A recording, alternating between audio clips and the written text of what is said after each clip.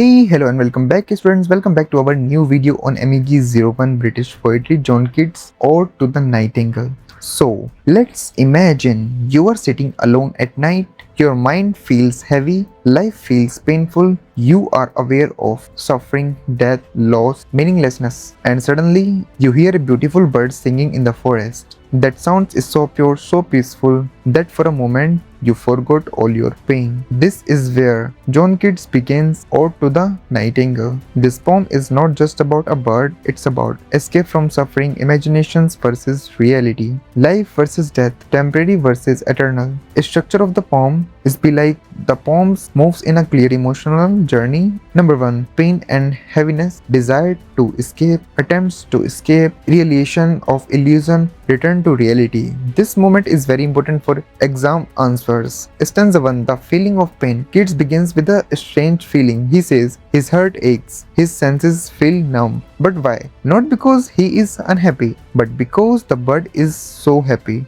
This is important. The bird represents pure joy. The poet becomes aware of his own suffering. Human life is full of pain, temporary, uncertain. This creates contrast. Bird is equal to joy, human is equal to suffering. In the stanza 2, first attempt, escape through wine. Keats wants to escape this painful reality. His first idea is equal to wine. He imagines drinking deeply, forgetting the world, entering the bird's joyful state. Wine here symbolizes physical escape, temporary relief, but Keats quickly realizes this is not the right path.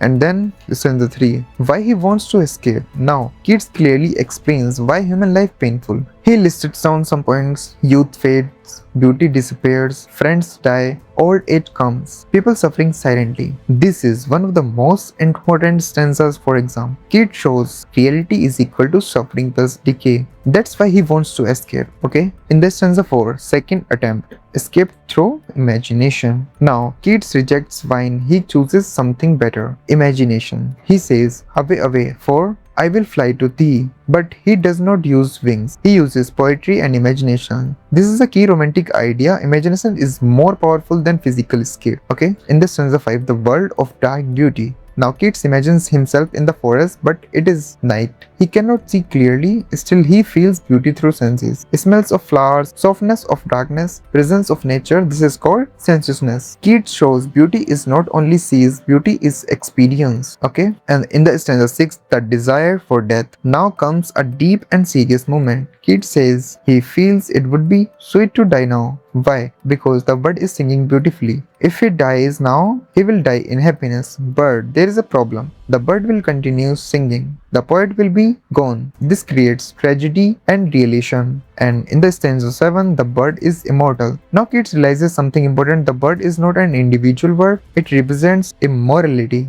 He says, this song was heard in ancient times. Even kings and queens heard it. Even people in history heard it. This bird song is eternal. This connects with Keats' idea of prominence. Earned poem. Okay? And in the stanza 8, return to reality. Suddenly the bird flies away. The song fades. Keats is left alone. He asks, was it a vision or a waking dream? He is confused. Was the experience real or just imagination? This is the final realization. Escape is temporary, reality always returns. In the central themes, number 1, escape versus reality. Poet tries to escape but cannot remain there. Number 2, imagination versus reality. Imagination gives temporary relief. Reality brings back suffering. Number 3, life versus death. Life is equal to pain, death is equal to unknown relief. Number 4, temporary versus eternal. Humans is equal to temporary, birds or songs is equal to eternal.